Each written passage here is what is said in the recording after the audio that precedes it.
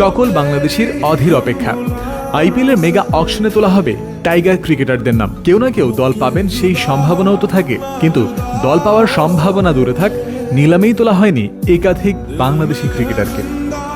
অকশনের প্রথম দিন কোনো বাংলাদেশির নাম তোলা হয়নি। দ্বিতীয় দিন প্রথম বাংলাদেশি হিসেবে ওঠে মুস্তাফিজুর রহমানের নাম, তবে তাকে কেনেনি কোনো দল। এরপরে লেগ স্পিনার রিশাদ হোসেনের নাম উঠলে তাকেও কেনার আগ্রহ দেখায়নি কেউ। 3 নম্বর বাংলাদেশি হিসেবে এদিন ওঠার কথা ছিল লিটন কুমার দাসের। নিলামের তালিকায় 247 নম্বরে ছিলেন এই উইকেটকিপার ব্যাটার। লিটনকে কেউ দলে নেবে এই ভাবনা যখন বিভোর টাইগার ভক্তরা, তখনই হঠাৎ তারা খেয়াল করলেন লিটনের নামই ডাকা হয়নি। লিটন কুমার দাস আনসোল্ড নন, লিটন কুমার দাস প্রথমবারে থেকেছেন আনকল্ড।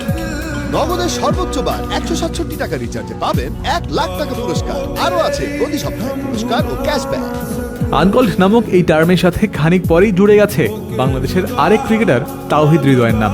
298 নম্বর সিরিয়ালে তার নাম থাকলেও ফ্র্যাঞ্চাইজিদের অনাগ্রহে হৃদয়ের নামও তোলা হয়নি। আগে জানা গিয়েছিল নিলামের শেষ দিনে সব ক্রিকেটারকে ডাকা হবে না, ফ্র্যাঞ্চাইজিগুলো যাদের নাম সুপারিশ করবে তাদেরকেই ডাকা হবে শুধু।